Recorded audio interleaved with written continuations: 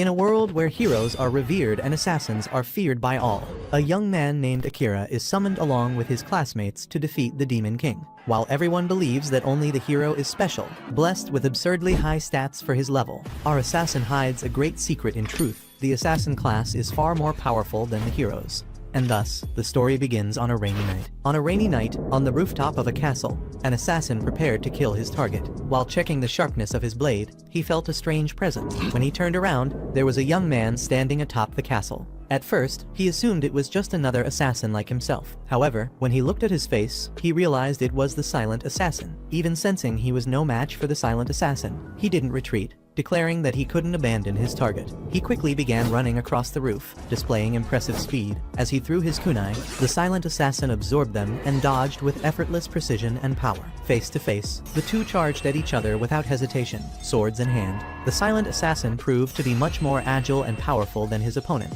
and with one precise strike, he sent the enemy's sword flying into the air. Disarmed, the assassin tried using his kunai again for a final strike. It failed. The silent assassin saw his opening and moved behind him. After several fierce blows, the man kept resisting as much as he could. But when he was finally struck down, his sword still falling from the sky landed right in his chest. After finishing his opponent, the silent assassin descended into the victim's room to kill them without mercy. At school, students chatted about sword training until one of them noticed Akira, who was reading something on his phone. He was interrupted by a classmate who asked if he also liked isekai stories. Akira replied that he liked anything he could read for free. He seemed like an introverted student who didn't enjoy attention. The others even admitted they barely remembered he was in their class. Hearing the students talk, Akira admitted he was surprised that someone had actually spoken to him at school, since no one usually noticed him. Suddenly, a dark blur appeared on the classroom ceiling. From it, several lines spread across the floor where the students stood. The lights turned purple, and Akira quickly realized it was some kind of portal. Later, he would learn it was a magic circle that teleported them to a palace in another world. When they arrived, the students were confused about what was happening. An old man with a white beard and a monocle opened the royal gates, saying that His Majesty wanted to speak with them. A girl wondered if it was all some kind of fantasy, but she was quickly silenced by the old man's stern voice. The king appeared and told the students they were now in a world called Morrigan, and that the human kingdom they were in was named Redis, the greatest nation on the human continent. The students questioned the king about the term human kingdom. He explained that their world was under attack by demons and revealed that only a hero from another world had the power to defeat the demon lord, the strongest among them. Akira immediately noticed how similar it all was to an isekai story, which secretly made him excited. The old man then said they would now identify who among them was the hero, surprising everyone. All they had to do was place their hand on a crystal orb located at the center of the palace. One student rushed to be the first. The old man gave instructions, telling him to say status mentally to reveal his class. To his surprise, a magic screen appeared, showing that he wasn't the hero. Still, the old man assured him that even without being the hero, he had good stats enough to become a legend one day. As the students went one by one, the old man explained that even without touching the orb, they could see their stats by saying status in their minds. Akira's classmate claimed to be a wind mage and asked Akira what his class was. Akira replied that he was an assassin, to which his friend said the class suited him perfectly. Akira checked his own stats privately by thinking status, and realized his abilities were far superior to those of his classmates. Finally, the hero was revealed. His name was Satu. The old man explained that most people had around 500 power, but the hero had twice that amount. Even so, Akira was amazed by his own strength. His stats were unusually high for an assassin. When it was his turn to reveal his stats publicly, he hesitated, afraid of showing how abnormal they were. Using his presence concealment ability, he turned invisible. His classmates standing next to him couldn't see him at all, allowing Akira to slip away unnoticed. The royal attendants dismissed the students, telling them to rest in their chambers. As Akira walked down the corridor,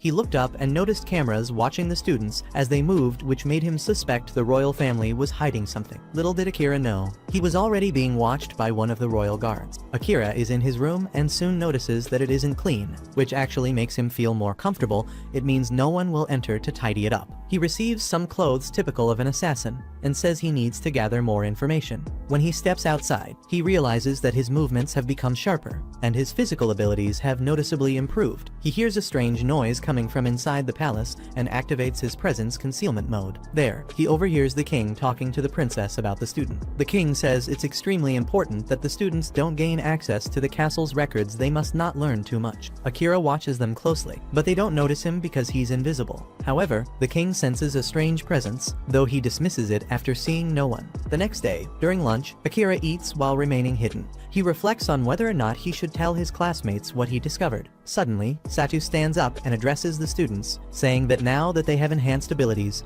they should help the people of this world. He declares that they must fight against the demon lord to save the people from this threat. The students quickly agree, cheering and getting excited, but Akira knows the royal family can't be trusted. Saren Mithray, the Knight Commander of Redis, is in charge of the students' training. He announces that he will test their combat ability and courage. Akira overhears this from afar and wonders what he should do. He decides to gather more information. As the training begins, Saren leaves the command to his companion, Jills, who is caught off guard. Before leaving, Saren hints that he has something more important to take care of. As Akira walks through the halls in search of something, he is suddenly stopped by Saren. Even though his presence concealment ability is active, Saren still detects him and asks, "Something bothering you, Akira?" Startled, Akira wonders if he accidentally deactivated his stealth mode, but Saren smirks and tells him the ability is still active, sarcastically adding that his mystical eyes can perceive temperature differences. Akira prepares for battle, but hesitates when Saren assures him he won't report him to the king or the princess. He asks Akira if he's on their side. Saren admits that things are complicated even for the knights, but warns Akira not to tell the king anything. The two sit down to talk. Saren asks if Akira would like to see the king's secret records. Akira says yes, since he still doesn't understand anything about this world. Saren then asks how high Akira's presence concealment skill level is. Akira replies that it's at the maximum level, which astonishes Saren, though the rest of his abilities are still at level 1. Saren offers to help Akira train and increase his power levels, adding that there's nothing too special in the records anyway. Akira shows excitement about being in a world he used to see only in fiction, but he reminds himself not to lose focus. His goal is to return home to his family. He asks Saren if he knows how to return to his world. Saren admits he doesn't, but tells him that in any case, he must get stronger if he wants to make that happen. To go back home, Akira must stay alive. Saren offers him the chance to help him become an exceptional assassin. Akira, suspicious of free offers, asks for the condition. Saren replies that in exchange, Akira must tell him about his own world. Saren says he's hungry for new knowledge, and so the two form a partnership. Saren teaches Akira about their current world, explaining that besides humans and demons, there are also elves and beastmen, each living on separate continents. The two begin a skill training session. Saren explains that to raise one's class level, one must kill monsters.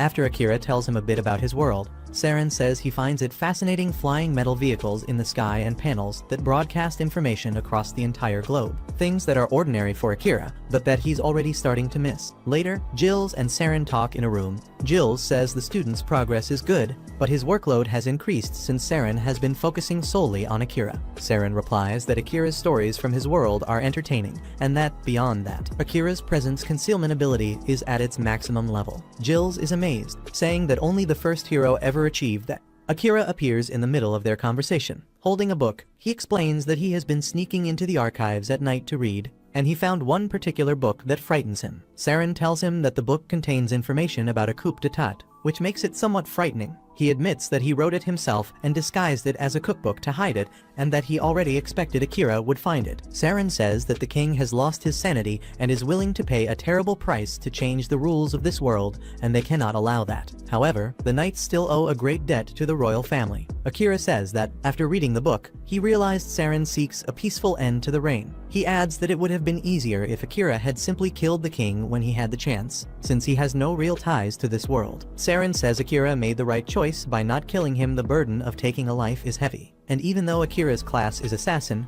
that doesn't mean he is obliged to kill. He also tells him that if Akira truly wishes to return to his world, he shouldn't shed blood. Akira agrees, saying his family would be disappointed if he became a killer. Saren makes it clear that he deeply admires Akira and his decisions. He proved to be a man who isn't swayed by others, and only a strong man possesses that quality. Saren wishes for Akira's help to complete his coup before returning to his world. Akira says he will think about it. After a month of training, the students are sent to a great labyrinth called Kantainen. They are celebrated by the citizens as heroes. From afar, Akira spots a girl in the crowd staring at him. He quickly teleports behind her and asks why she's looking at him like that. The girl says they are treated as heroes, but they don't know what was sacrificed to bring them to this world. Akira, unaware of any sacrifice, questions her about it, but she turns her back, saying she has the feeling this won't be the last time they meet. Upon arriving at the labyrinth, they find it filled with traps and monsters to fight. Surrounded, Akira tells Saren it's time to retreat. Saren agrees, drawing his sword and unleashing destructive power, killing the monsters in their path. As they climb the stairs, they come across another group of monsters. Satu, remembering a grenade that repels monsters, tries to use it against them, but it has no effect, and a minotaur charges at them. Seeing this, Akira tries to leap onto the minotaur and stab it in the head, but his sword breaks. Akira retreats. The group looks desperate. Satu wonders who will save them since he's already injured. Akira replies that they don't need heroes, they can save themselves.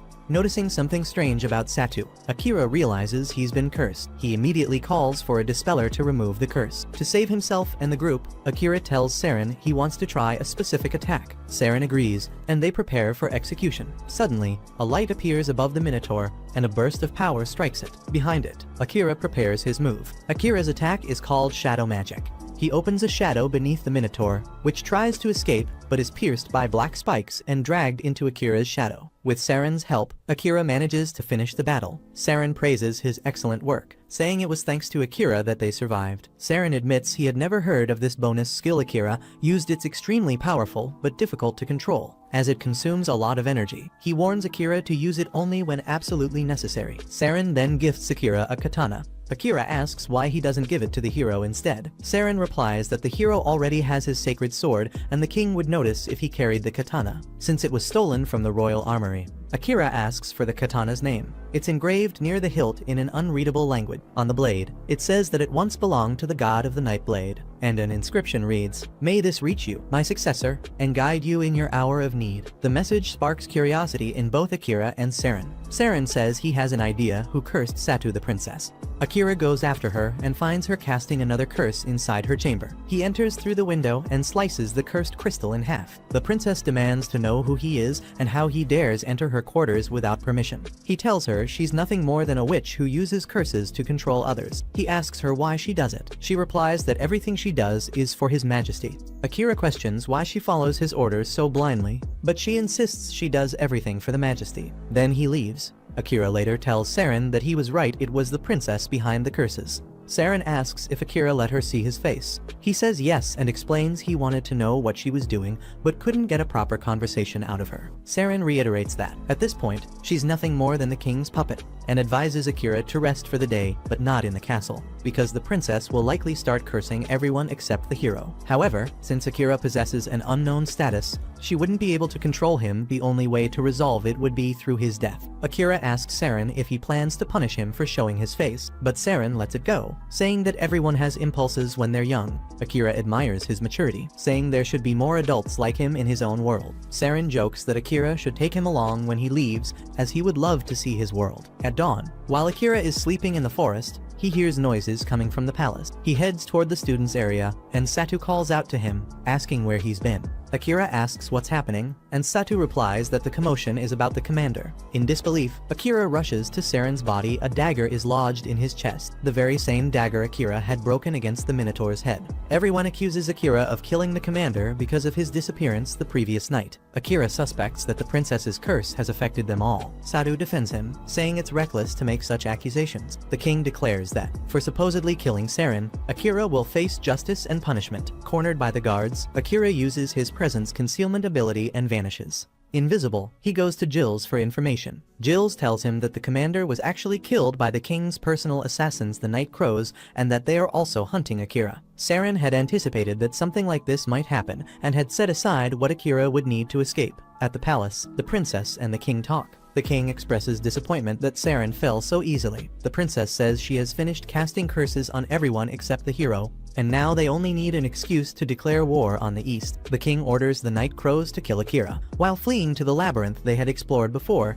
Akira recalls the conversations he had with Saren before his death. Saren had given him advice in case he ever needed to run, telling him to head for the dungeon, as there's no better place to hide. He also warned that water access there is limited, so careful planning is required. The dungeon is the best place to raise one's class level, since the deeper you go, the stronger the enemies become. Upon hearing that, Akira asked Saren why people in this world don't go to the dungeon to level up. Saren explained that the dungeon is too dangerous, and even Akira's presence concealment wouldn't work against creatures with sharp hearing and smell. However, if Akira managed to further develop his assassin abilities, he could mask his scent, his footsteps, and even his body heat, even though it's a difficult mission. Saren said it's all worth it once you reach class level 100. You unlock a special ability that guarantees your survival in this world. Before going to the dungeon, Saren told Akira to return once more to the Cantinan Labyrinth, where they had trained before, and to defeat the bosses he would find every 10 floors. Upon entering a boss chamber, Akira knows there's no way out until one of them is dead. Once he completes these challenges,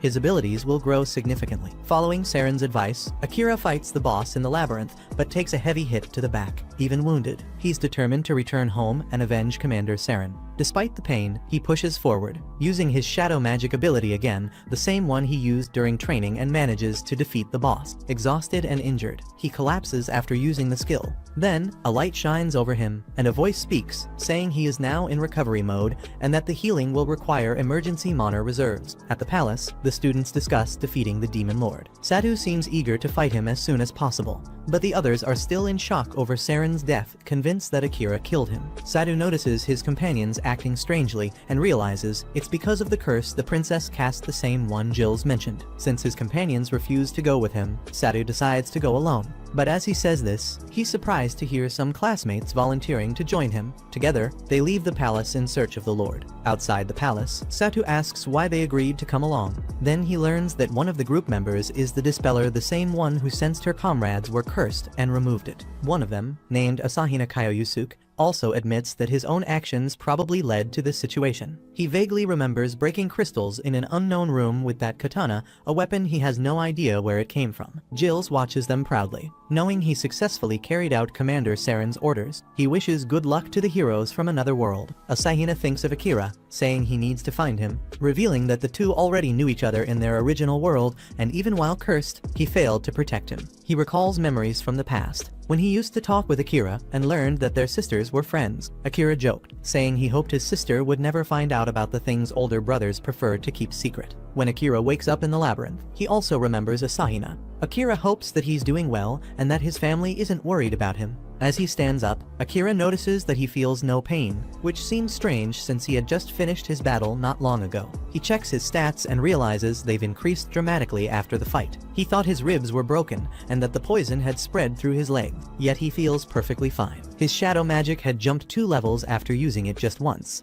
and he was learning to control it more effectively. Even without fully understanding what's happening, he moves on. In the labyrinth's corridors, he encounters a slime coming toward him. After slicing through the slime, a female body falls out and collapses unconscious on the ground, revealing a blonde woman dressed in white. Akira assumes she's an elf because of her pointed ears. Enchanted, he mutters that it's the most beautiful face he's ever seen. Faced with the situation, Akira considers using a strange ability he possesses called Eyes of the World, but he hesitates. The ability feels dangerous, so he decides not to use it. The elf finally wakes up, and Akira asks how she's feeling. She replies that she's fine. Since Akira's ability allows him to perceive the world in absolute detail, he can see her HP only 2% loss, and also realizes she possesses the same ability. This results in a spiritual exchange of information between them. The elf asks where they are. Akira replies that it's the 75th floor of the Cantinan Labyrinth. She asks what he's doing there, and he says he's there to level up. Akira knows she's seen his name through the Eyes of the World and calls her rude for not asking it directly. Feverish, she faints again.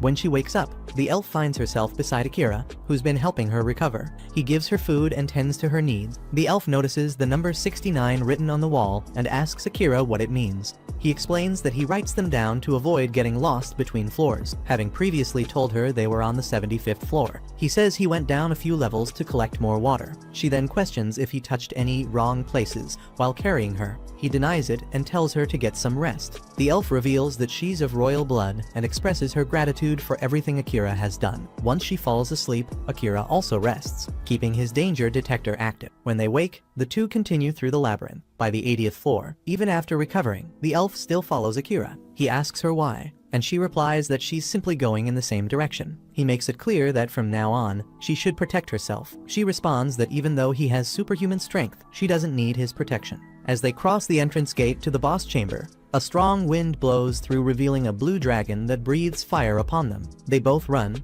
Akira activates his presence concealment skill, but the dragon still senses him and strikes as he tries to attack. The elf explains that the dragon is tracking Akira's mana and tells him to disperse it throughout the area, a task that seems impossible to him. She tries to restrain the dragon using her magic but fails. Growing impatient as the dragon prepares to strike again, Akira leaps onto its back and drives his sword into its eye, bringing it crashing down. Amazed, the elf asks what Akira just did. He answers that since he wasn't skilled enough to diffuse his mana, he used the surrounding mana instead. Suddenly, a radiant white light shines from the dragon, transforming it into a cat with dark fur and a crest on its forehead. The two are confused. The elf explains that it's still alive and possesses the extra skill metamorph. She adds that Akira would have had a much harder time if it had been a real dragon. This was a monster called the Black Cat. Akira asks how she figured all that out, and she replies that she used her Eyes of the World ability. She then asks if Akira uses his as well. He says he can't control it due to his low level, but she tells him he's simply rejecting the ability. Then, the Black Cat wakes up. He said that to play with them, he turned into a dragon he had once seen, but ended up overdoing it. Akira is astonished by the cat's ability to speak. The cat explains that he was created by the Demon Lord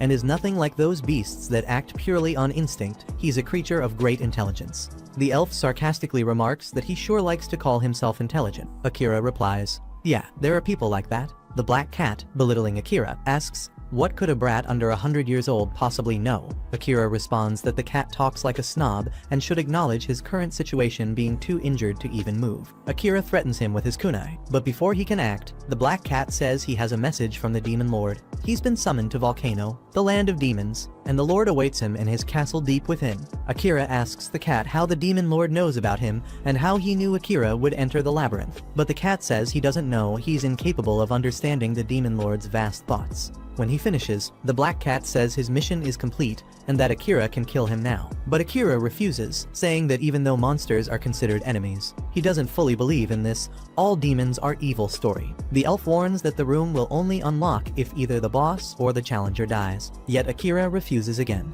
The cat then asks why Akira won't kill him. Akira answers that he loves cats and has no reason to kill one with such beautiful fur. Besides, he can communicate with this one unlike with the other monsters. The cat says Akira can mock him all he wants, but does he really intend to stay trapped in the boss chamber and starve to death? Akira then asks if there's any way around that. The elf explains there is a ritual called a monster pact. If he turns the beast into his familiar, it will no longer be considered a boss. But the cat claims that's just theory. The ritual requires perfect mana control, something Akira clearly lacks as an inexperienced mage. The elf reminds Akira of his feats and says she believes he can do it. After all, only the first hero ever managed to defeat a monster the way Akira did. She tells him he's fully capable of starting the ritual, though she can't promise it will succeed. Akira asks what happens if he fails. The cat answers that one of them will die, maybe even both. Akira accepts the risk. The cat seems indifferent about life or death. Akira says he dislikes that mindset, the cat's apathy toward existence itself, and it irritates him. The cat only replies that he has nothing to gain from living. Then the ritual begins. Akira asks the elf for instructions, and she tells him to give the cat a name. Akira names him Night because of his beautiful dark fur. Then he must place his hand on Night and channel his mana into him. Before he begins, the elf warns him not to discourage him, but that there's no turning back now. Their souls will either unite or both will die. Confident, Akira says he has no intention of dying. He focuses, and as he channels his mana into Night, he finds himself in a stormy sea that suddenly shifts into a free fall over a destroyed, chaotic city. From above, he sees Night attacking innocent people. In a desperate attempt to stop him, Akira is hit by a blast of power from Night's mouth. After crashing down, Night challenges him, telling him to kill him. If his soul perishes here, his body will become nothing but a moving corpse. Killing him is Akira's only way to survive. Akira takes a brutal hit and begins to bleed. The elf, watching from the outside, realizes his body is in danger. He counters Night's attacks, but Night easily deflects them and retaliates with his claws. Before the blow lands, Akira deliberately throws himself onto Knight's claws, offering his life. The cat can't understand why Akira would do such a thing. He says Akira only needed to kill him. Now, with a claw pierced through his chest, Akira still says he won't kill him because he knows Knight never truly wanted to kill him either. Knight insists he's a monster, but Akira challenges him, asking if there's any rule saying monsters must kill other races. Knight replies it's not a rule, it's instinct. Intelligence doesn't erase that, but Akira knows Knight is tired of living that way, and tells him it's alright, he'll take care of him. Around them, the hellish city transforms into a breathtaking landscape, under a shining sun symbolizing the merging of their spirits and the ritual's success, achieved through Akira's selfless act. Now, Knight possesses the ability to change his size, becoming either a small domestic cat or a large, imposing beast. Akira wakes up and goes to check if Knight is alright, placing his hand over the unconscious cat. The crest on Knight's forehead begins to glow under Akira's hand, confirming that the ritual worked. The crest, once red, turns yellow. When the cat wakes, he says he's curious to see where Akira's life will lead him. Akira is now officially Knight's master, and the cat swears loyalty to him, promising to stay by his side. The elf finally reveals her name Amelia and introduces herself to Knight. He tells her that, as his master's friend, she has his respect. A magic circle appears beneath them, it's the exit. The labyrinth acknowledges that Knight is no longer the boss of that floor. Still, they decide to rest a bit longer, since Knight is too weak to move and needs time to recover before continuing on. Meanwhile, Satu and his group are in a land called Yamato, part of the continent, founded by a hero several generations ago. They stop to eat, amazed by the place, and are glad they followed Satu there. Yuki says she loves the Edo-like atmosphere of the region, while Shori asks if she can take someone's leftover wasabi if anyone has extra. She wants it all. Then Satu brings up a serious topic. They're running out of money and need to find work. The group suggests becoming adventurers, since they've already traveled across many lands on their way to Yamato. They decide to talk to the locals and buy some books to learn more about this world. When asked about returning to their original world, Satu says the fastest way is to defeat the Demon Lord. Since the king and princess were the ones who summoned them,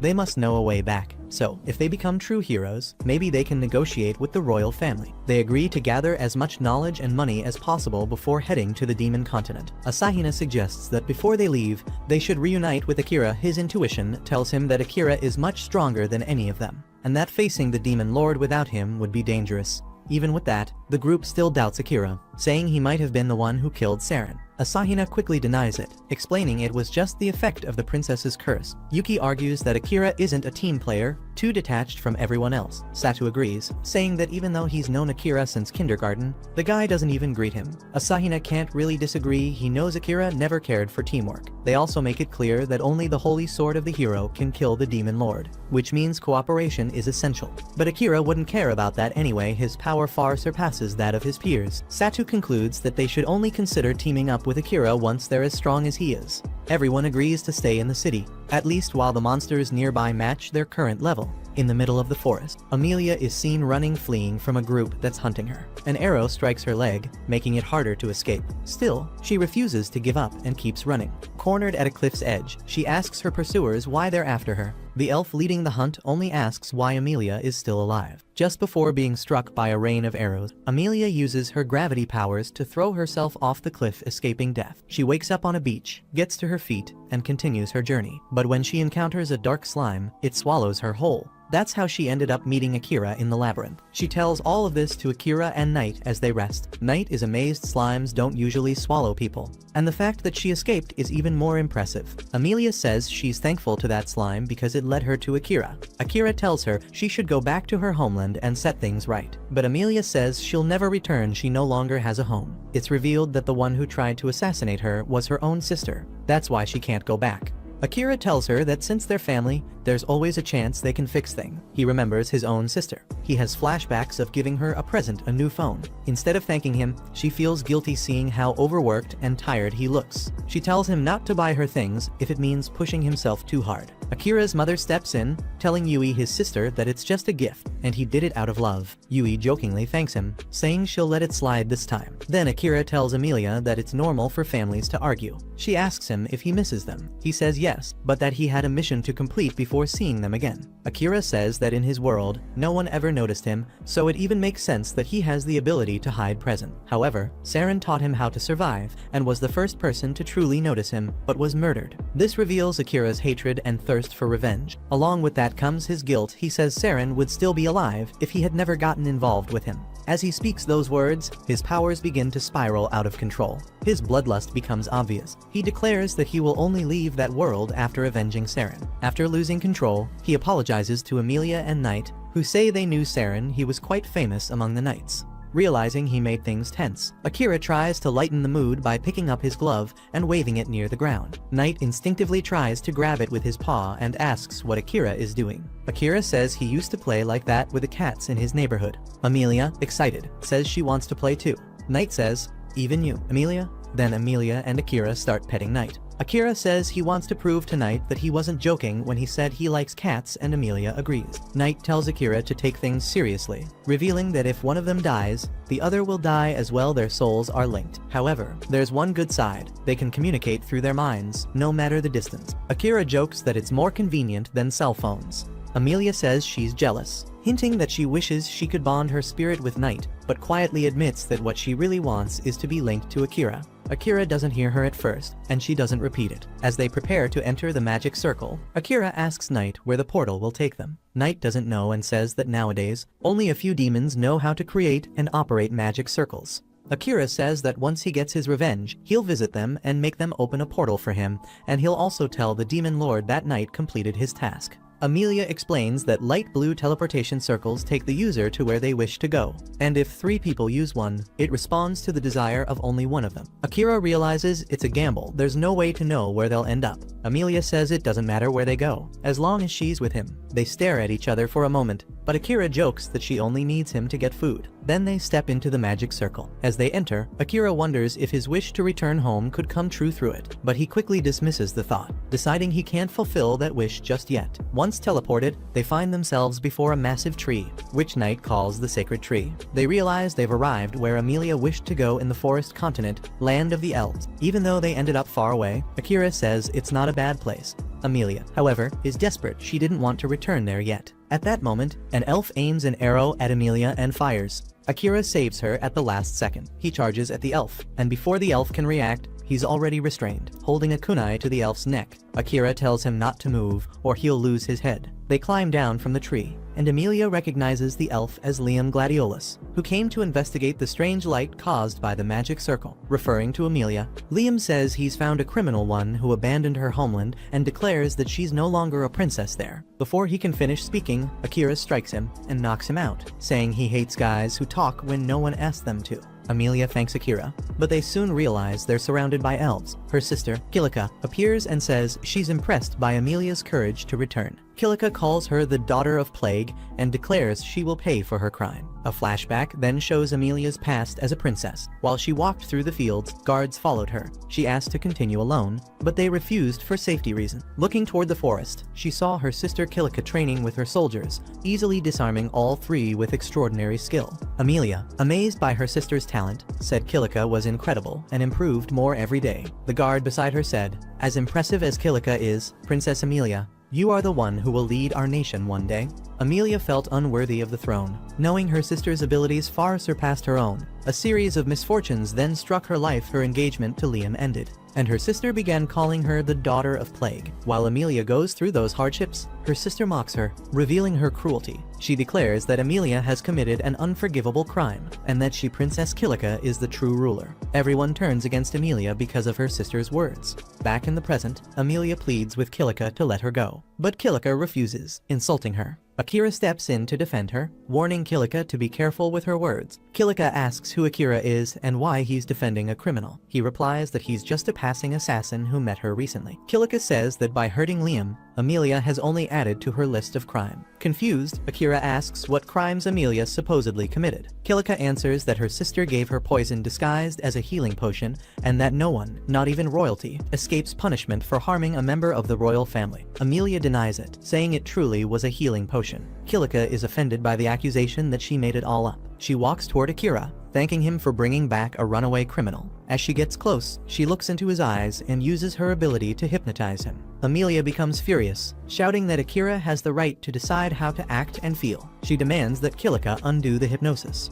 Kilika refuses, saying that nothing Amelia says can erase what she's done. But to both their surprise, Akira wasn't hypnotized. He tells Amelia to calm down. Her sister's power didn't affect him. Knight explains that hypnosis doesn't work on someone of a much higher level who possesses mental control abilities. Kilika can't believe Akira is stronger than her. He tells her to withdraw her false accusations against her sister, losing her patience when she realizes they don't believe her. Kilika orders her soldiers to kill Akira. As Akira prepares to use his powers, he hesitates upon hearing Eldarian Amelia and Kilika's father commanding everyone to lower their weapons. He asks Kilika what's going on. She hadn't expected her father to return from his inspection so soon. Noticing that all the soldiers defend Kilika and insist she's right while blaming Amelia, Eldarian realizes Kilika used her hypnosis ability on them. Eldarian orders Kilika to undo the hypnosis and says she'll be punished later. Then he walks up to Akira and Amelia, saying Amelia will atone for the harm she caused. He commands Akira to leave, since outsiders from other races aren't allowed in those lands. Amelia disagrees with her father, threatening to leave with Akira. Enraged, he yells that she's forbidden from doing that she will inherit and rule the kingdom when her time comes. Akira cuts him off, saying that Amelia has the right to do whatever she wants. Eldarian tells him to stay out of family matters, calling him a foreigner. Akira replies that, precisely because he's a foreigner, he doesn't have to obey Eldarian, and that he can defend Amelia by force if necessary, gripping his sword. Liam wakes up after being knocked out and apologizes for the disgraceful situation.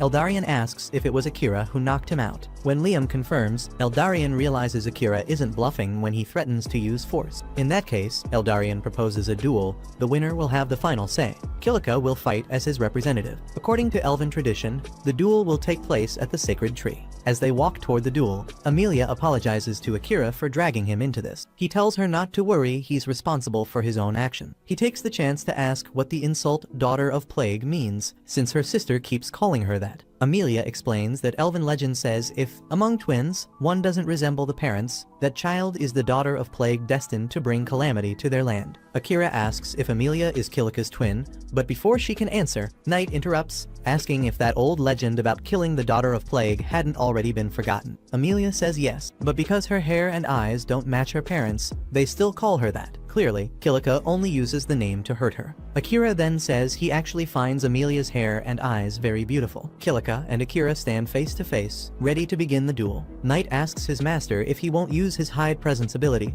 Akira says no, the battle wouldn't mean anything unless he wins in a clear and decisive way. Amelia whispers that Kilika is the best swordswoman among the elves, but Akira doesn't seem too worried. On the other side, Eldarian tells Kilika not to disappoint him and to fulfill her duty as royalty. Just before it starts, Kilika asks Akira if he really believes he can defeat her without even drawing his sword. He then says it would be too dangerous, he might end up killing her. Akira thanks Amelia for showing genuine anger and standing up for him, and makes it clear that once he defeats Kilika, Amelia will be free to do whatever she wants. The battle begins. Even though Kilika is extremely skilled, Akira still has the upper hand, effortlessly dodging her attacks. He gives Kilika a chance, telling her to surrender while she still can. She ignores him and unleashes a tornado spell through her sword, aiming straight at him. As they fight, Knight and Amelia discuss each other's abilities.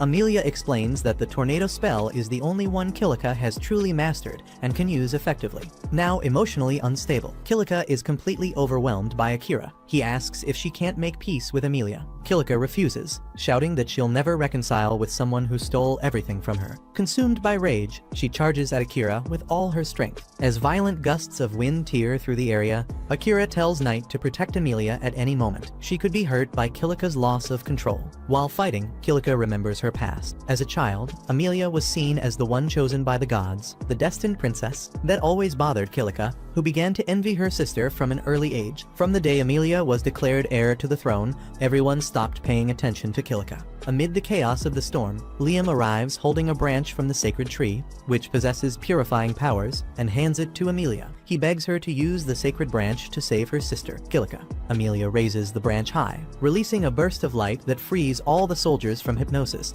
Once they regain consciousness, they all recognize Amelia as their true princess, fueling Kilika's hatred even more. Seeing Kilika lose control, Akira realizes he'll have to use his shadow magic to protect everyone. He casts it toward Kilika, who tries to counter it with her wind magic, but fails. The dark energy begins to consume her, and at the last moment, Akira intervenes instead of letting the shadows devour her. He recalls the magic back into himself. Kilika notices that Akira hesitated to kill her and lunges at him, thinking she has a chance, but Akira swiftly throws her back with a single strike. He understands Kilika's pain and tries to comfort her, saying that what she believes isn't true. People do notice her and admire her, but she refuses to believe either him or Amelia and demands that her punishment be carried out immediately. At that moment, her father responds that he's the one who should be punished. Amelia never took anything from her, and all of this is his fault. Confused, Kilika tells her father to stop talking nonsense. But Eldarion reveals that Kilika had been under the influence of his forgetfulness spell. When he lifts the spell, she remembers her past, how she once trained with determination to grow stronger. She had gone to the entrance of the labyrinth, planning to hone her skills up to the 3rd floor. There, a mysterious figure handed her a strange orb, promising it would summon perfect monsters that would help her level up faster.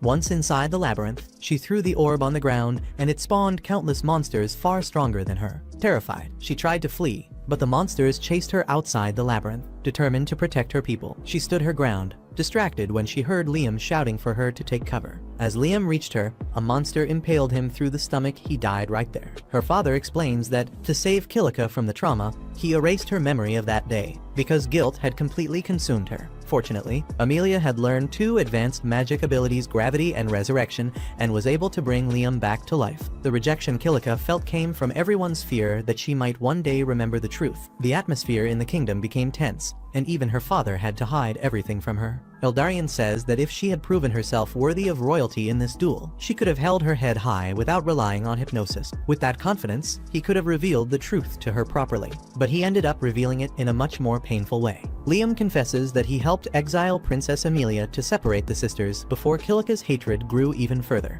Even though Amelia believed Liam had been hypnotized, he had actually been cured by a leaf from the sacred tree, making him completely immune to hypnosis. Kilika's relentless efforts to improve impressed Liam, who could not bring himself to stop her. In the end, Kilika realizes that she had confused consideration with negligence, and that she had placed all the blame on her sister for something she had already fixed. Her sister, nevertheless, showed compassion and forgave her, saying that she considers her amazing, kind, attentive, and pure-hearted, and finally, the two made peace. After that, Eldarion held a welcome party for Akira, Amelia, and Noit. He made it clear that he was a man of his word, freeing Amelia to do whatever she wished. Eldarion asks Akira what his next move will be. He says that he will head toward the Beastmen continent. As his familiar tells him, it is the perfect place to acquire and maintain weapons. After the party, Akira and Amelia find themselves alone. She tells him that she will go wherever he goes and that they will be together forever. He agrees without a second thought. Meanwhile, Noit watches them from afar and says they are like children. Meanwhile, Satu and his group sail the open sea. They left Yamato because the monsters were already below their level.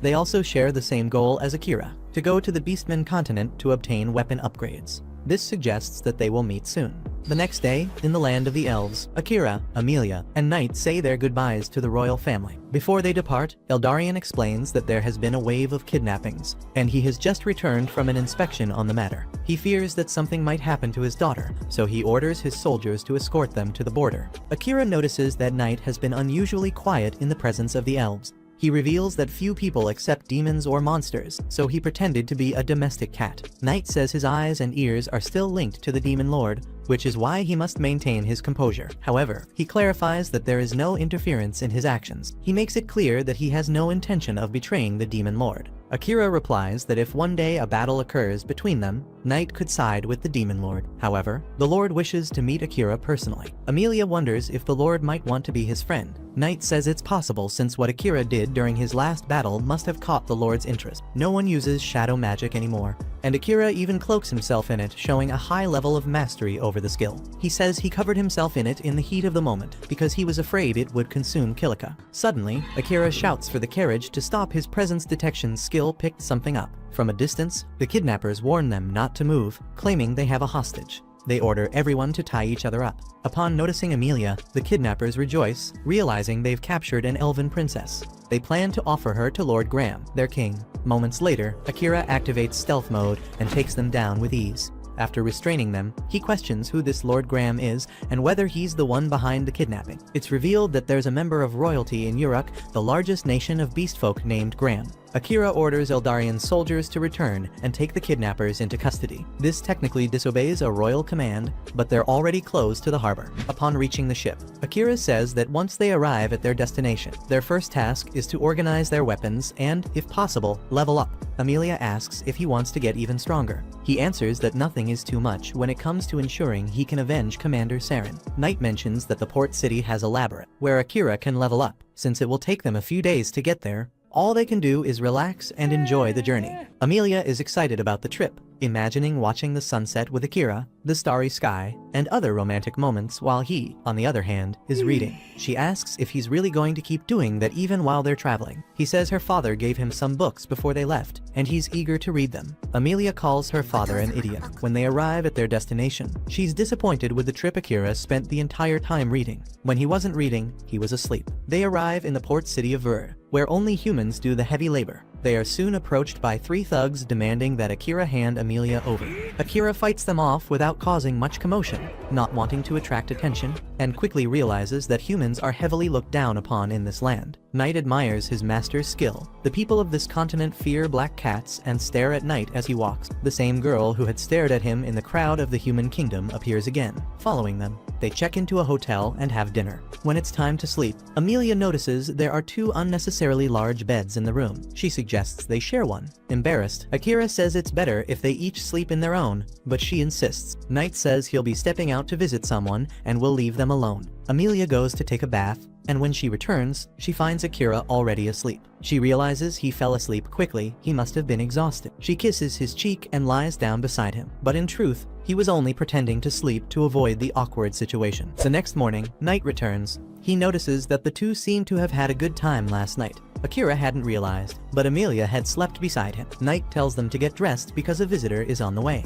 His name is Crow, a blacksmith he hired last night. Crow says that the nightmare of Adlia summoned him, so he had no choice but to come. Amelia is startled by Knight's nickname. He explains that Crow is the best blacksmith in the world, which is why they came to this continent. Amelia and Akira introduce themselves. Crow asks to see Akira's weapon. Upon examining it, he notices several intricate details and even recognizes that it was once used in the Great Labyrinth of Kantanen. When Akira asks if he can repair it, Crow says that with the right budget and materials, yes. In addition, Akira also requests 20 throwing-type assassin tools. Noticing that Akira is an assassin, Crow says that he seems too inexperienced and will end up ruining any weapon he forges, unable to make proper use of them. Amelia steps in to defend him, but Akira replies that Crow isn't exactly wrong. Noid explains that Crow may be a blacksmith now, but he was once a member of the last hero's party and knows plenty about combat. Crow hands over a list of materials needed to repair the sword and forge the tools, saying they should contact him once they have both the money and the supplies. He then takes Akira's sword with him. Even if he's rough around the edges, Noid says Crow is excellent, there's no better blacksmith to trust with their weapons. Akira says he believes Noid's words and asks where he can get the materials and money. To do that, all he needs to do is hunt monsters in the labyrinth, keeping whatever materials are on the list and selling the rest for gold. At the same time, he can raise his level. Noit introduces the Brute Labyrinth, saying it's the best place for them to train. However, access is restricted based on an adventurer's rank, but Akira says he can handle that. Amelia tells them she'll be going out because she needs to talk to Crow. Akira tells Noit to follow her while he checks on a few things before heading to the labyrinth. Amelia meets with Crow and says that the hero's previous party failed to defeat the demon lord, only the hero and 1 beastman returned alive. Crow assumes Amelia came to argue, accusing him of abandoning one of the elves who died in that battle. But no, she says he died because he was weak. That's why she asks Crow to train her, to make her stronger, so she can survive future battles. Crow refuses, saying every disciple he ever had either ran away or broke down. But Amelia insists she's not like them and wants to be strong so she can stand beside Akira, as the gap in power between them is enormous. When Crow sees Noid appear, he tells the Nightmare of Adlia that he only accepts requests to repair or forge weapons, nothing more. Noid replies that that's exactly what he came for. Amelia then speaks up for herself. Noid also tells Crow to stop calling him by that nickname, but Crow insists, saying he's the symbol of terror that once haunted every beastman on the continent. Amelia, surprised, says she thought his name was Black Cat before he was called Noid, and asks where the nickname Nightmare of Adlia came from. Noid explains that about a century ago, Adlia was the most prosperous city in those lands. The Demon Lord sent him on a mission to attack the city in retaliation for the invasion of demon territory. All Noid had to do was deliver a warning to their leaders, but that day, he let his demonic instincts take over. Consumed by destruction and slaughter, he lost control. There was no reason to go that far. From that day forward, the people began calling him the Nightmare of Adlia, and black cats became symbols of fear. Meanwhile, Akira was listening to everything through their mental link. Noit wanted him to hear it. When Noit once said that nothing good would come from him staying alive, it was because he was traumatized by that event, which had burned such thoughts into his mind. But he says he's different now, and as long as he serves Master Akira, that tragedy will never repeat itself. He may be judged for his past, but his life has been transformed even if he doesn't deserve it. Crow clarifies that he never held resentment toward Noit or the Demon Lord. They weren't the ones who killed his sister. After Noit left the city in ruins, his sister stayed behind to help those trapped under the rubble. But then a man in a carriage crushed everyone in his path out of fear that Noit might return. That man took the lives of his own people without hesitation, all for his selfish interest. His name was Graham Cluster. From the royal family, the same man Crow seeks vengeance against. Amelia asks if he ever got his revenge. He says no, because his sister wouldn't want him to follow that path. That all happened 100 years ago. Amelia says she feels sorry for Crow's sister, because he's using her memory as an excuse to run away. He interprets her feelings however he wants and claims to respect them, but in truth, he's just running away from the world and from himself. Furious, Crow demands to know what she could possibly understand about him. But she answers that the same thing happened to her.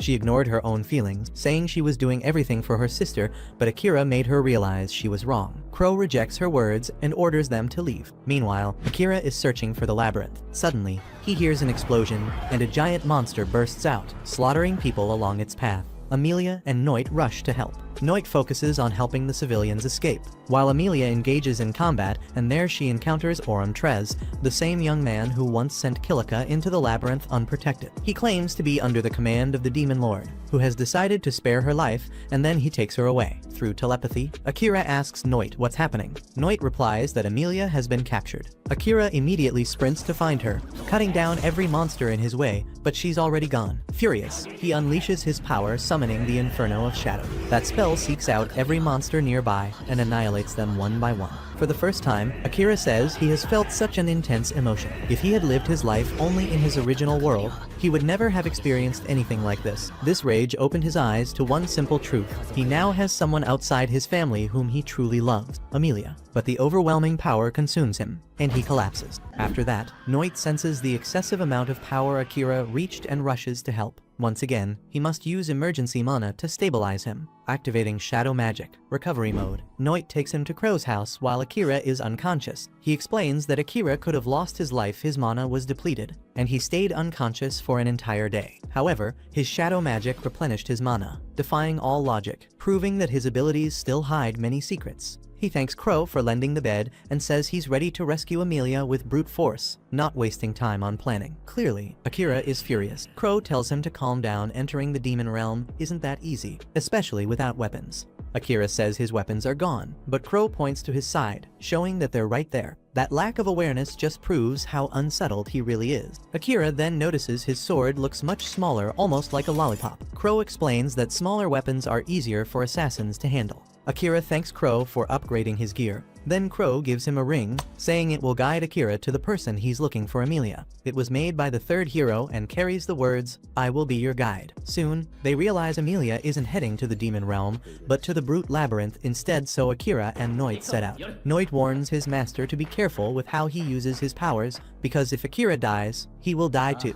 Meanwhile, Amelia is inside the labyrinth with Oram. He tells her that demons possess a spell that controls monsters, but he can only paralyze other creatures for now. She asks why they're still inside the labyrinth, and Oram replies that he's waiting for his boss, since he doesn't yet have the skills to teleport. He realizes Amelia is just trying to buy time, but he doesn't mind. He believes he can handle Akira. He adds that she shouldn't worry, because the Demon Lord wants her alive and unharmed. Akira and Noit are now near the labyrinth. Amelia is deep inside, on one of the lower levels, so they need to hurry. Suddenly, the same girl who'd been following them appears, asking to be taken to where Amelia is. Akira is puzzled by how she knows this, but she says she used her scent tracking ability. Her name is Leah Lagoon, the first princess of the nation of Uruk, of the Beast Folk. She knew the Lord was after Amelia, but she wanted solid proof so Akira would believe her. He uses his ability to make sure and discovers that she isn't lying. However, he runs into some spiritual barriers that prevent him from using his skills. She reveals that she can use those barriers on others as well, which could be useful to protect the group from magic. The Demon Lord wants Princess Amelia because of her resurrection magic, so the three of them set out together. Meanwhile, Amelia questions whether demons aren't already immortal. Orim admits he doesn't understand the Lord's intentions either. Then, he makes it clear that Akira will die by his hands, and that she'll cry just like Kilika did when Liam died. Akira asks what Leah was doing in Redis on the day he met her. She says that a slime devoured her family and everyone in her village. Someone modified the slime and released it into the wild, so she's been searching for them ever since.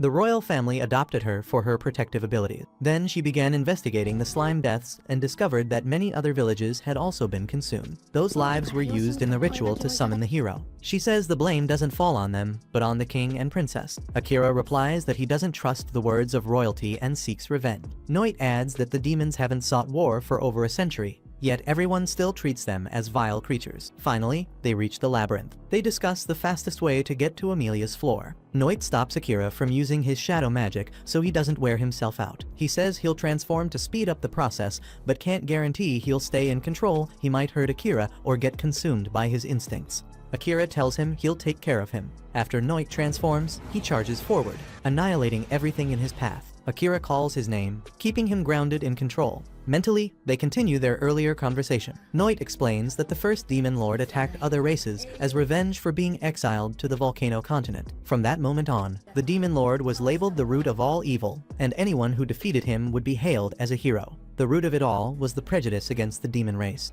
That same hatred led to the murder of the Lord's wife. She was killed in her sleep, not by a hero, but by some fool who wanted attention. Before that, he was kind, loved his family, and cared for his people. Akira thinks it's a tragic story, but even so, the Lord ordered Amelia's abduction, and he'll pay for it. However, Noit insists that not all demons are the same. Some only want peace. They finally find Amelia, and Leah casts her barrier to protect her. Having overused his powers, Noit says he won't be able to move for a while. Akira is determined to protect Amelia, and he makes that clear. Even though Noit tells Orim that Akira must be taken alive to the Demon Lord, Orim says his orders were different. The two begin to battle. Akira gives it his all but keeps getting hit repeatedly. Even with Leah placing barriers on him, the demon's spear is strengthened without those shields. A single strike would have been fatal. He realizes he hasn't landed a single blow on Orim, so he resorts to his shadow magic, summoning several beasts that charge at him. Orim then plays his flute to summon other monsters under his control. Leah casts her barrier to protect Akira, saving him at the last moment and destroying the monsters. Orim has nowhere left to run, yet Akira hesitates to kill him. Suddenly, Nihiro appears from a portal, a demon of the second rank in the hierarchy, far stronger than Orim. Disappointed that Orim lost to a human, Akira questions himself, wondering whether he should have ended the battle in blood. Face to face with Nihiro, Noit tells Akira not to fight him. It's noticeable that his powers are superior, and Akira notices the pressure, so he can't let his guard down. Nihiro throws Orim, saying he's not capable of fighting, and Orim thanks him. Nihiro begins the attack, destroying Leah's barrier and causing Noit to lose his size. He says his focus is in Amelia, but even so, he launches an attack against her called Marionette, which knocks her unconscious to provoke Akira. Akira gets furious, and Nihiro says he only made it easier to carry her. He feels intimidated by Akira's murderous gaze, which shows he's prepared to kill him at any moment. Noit tells Akira not to become emotionally unstable. On the other hand, Akira realizes that even though he's angry, he doesn't have much of a chance and should prioritize saving Amelia, not fighting. Nihiro didn't know he would have to intervene just to kidnap a little princess. To conserve his energy and time chasing Akira, he creates barriers to prevent him from escaping. Without his shadow magic, he is unable to use his abilities and fight at full capacity, leaving him with no way out. Nihiro asks if Akira's name is written the same way as Oda Nobunaga's, and if they use the same kanji. This makes it clear to Akira that his opponent also comes from the same world as him, making him question why Nihiro would have allied himself with the demon. Nihiro, in turn, states without hesitation that he will kill him and take the princess. The two begin their attacks. Even exhausted Akira uses what remains of his magic. Nihiro finds his powers interesting, but notices that he is in economy mode because he is out of mana. Even wanting to see Akira at his maximum power, he cannot waste time, so he will end this quickly. Knight interrupts them, saying that he has recovered his mana. After Mahiro asks if Black Cat is fully on Akira's side, he replies that he is and doesn't intend to return to the Demon Lord side. Mentally, he tells Akira that he wants to annul the pact. They can do it if they both want. The only way for them to get out alive is with Knight's sacrifice. Akira ends up refusing verbally. Mahiro notices they are speaking in secret and says it will be their last conversation, so he will wait for them to finish. The two continue arguing, and Akira says that if they work together, they have a chance to defeat him. They entrust their lives to each other. Even though Knight tells him not to do anything reckless, he persists. Suddenly, he uses his transformation to become the only person who can rival Mahiro, who is impressed to be face to face with the deceased sage, Saren Mithray. Knight says he can't hold this transformation for long, and they both have to be quick. He uses the Celestial Hammer ability, which will fall upon whoever wants to harm his master. Mahiro scoffs at the exaggeration, and the Hammer of Light is easily blocked when he uses his barriers. Akira swore that this ability would cause havoc. After that, he even throws a lightning storm at them. After donning his shadows, Akira goes for hand-to-hand combat. Even with Knight's help, Mahiro manages to hold them both at the same time. While they fight, Akira says that if Saren were still alive, they could fight together like this. This thought filled him with immense sadness and ended up hindering the battle. Knight says that his transformation is ending, but Akira replies that the fight will end now. When trying to use his barriers, Mahiro fails, and Akira mocks him.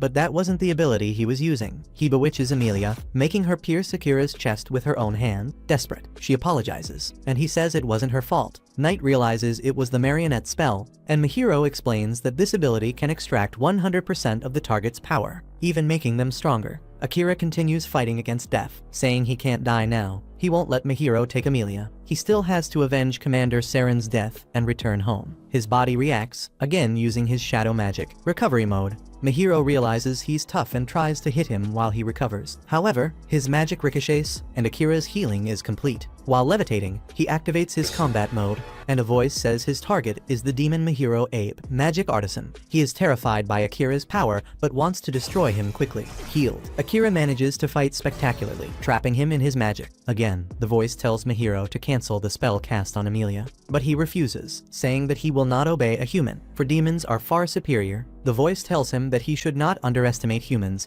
even if hard work does not always pay off. Akira won't give up. Irritated by the lectures, he tries to strike Emilia again, throwing thorns at her and trapping her legs. At the last second, Akira protects her, but they are both saved by Crow, who undoes the magic, and they ask what he's doing there. On the other hand, Mahiro asks how Crow is still dead, since he thought beastmen only lived a century longer than humans. He replies that he's not at the peak of his powers, but he's not out of shape either. Mahiro says that's obvious, since his spell was undone in an instant. After saying he'll let them go, Crow replies that the favor is theirs since Mahiro doesn't stand a chance against everyone. Leah didn't know Crow was coming, but he claims it was a coincidence. Akira is impressed by his fame, since both Mahiro and Leah know him. He faints from exhaustion. After 3 days unconscious, Akira awakens beside Emilia and Noit. He says he's happy for her present. After Crow arrives, he thanks him for saving their lives. He asks about Leah, saying he needs to thank her, but Crow has already sent her back to the royal palace. He is surprised by his colleagues, who managed to find him. They say they have a long history. The group is leveling up very well, and they went to find Crow to improve their weaponry. Akira is happy that they left the palace, as things were getting out of control. His colleague Kyoyusuke says that Jills controlled Asahina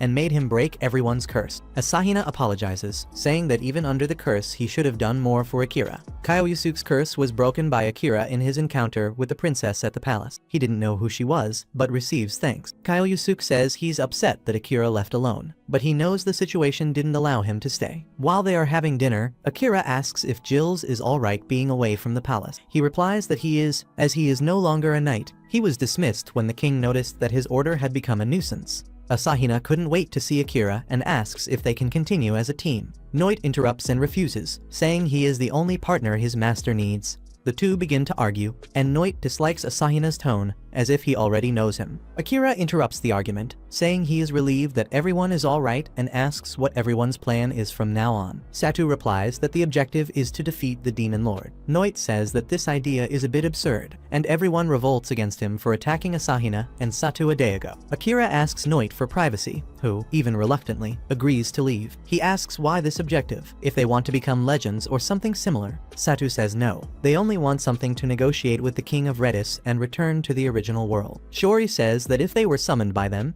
they can be sent by them. Finally, Satu wants to know if they will be helped, since everyone knows Akira's strength. Asahina begs Akira to fight alongside them. However, there are several problems with this, as he believes there is no way to make a deal with Redis, since they use curses to control people and even killed Commander Saren. Satu asks what other problems he sees. Then he remembers the sacrifice Leah mentioned and the lives consumed as part of the summoning ritual, but he doesn't tell his colleague. In any case, Akira is against trusting royalty. The group questions what other choices they have, and if he doesn't want to return as well. Amelia feels bad hearing that Akira wants to go home, and this is evident on her face. Meanwhile, he explains that second-degree demons can build teleportation circles, and there's a chance this could take them back to their world. At some point, he'll go to the demon world to give Mihiro a beating, but there's something that needs to be done first. Asahina asks how they can help, but there's nothing they can do at the moment. Even if Akira joins them, he won't babysit anyone because he's not a babysitter for men. He only makes choices that give him a better chance of returning home. He notices Amelia leaving and leaves with her.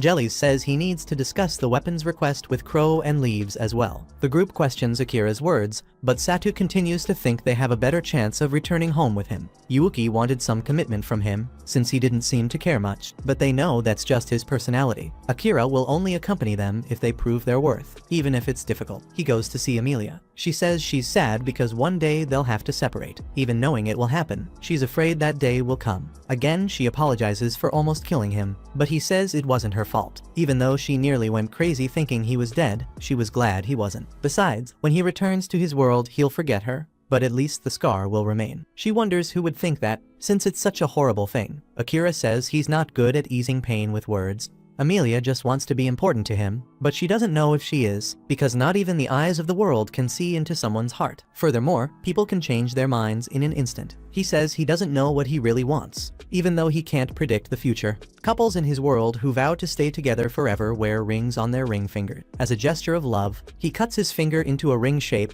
and says he loves her. If that makes her happy, he'll leave scars on his own body. No problem at all. She hugs him tenderly, her eyes filled with tears, and says she loves him in a way he could never have imagined. Now they both share this scar, and he says he will do everything he can. She wants him to promise that he won't die, forget, or leave her, and that he will only have eyes for her. He accepts her wishes, and they kiss on the cliff.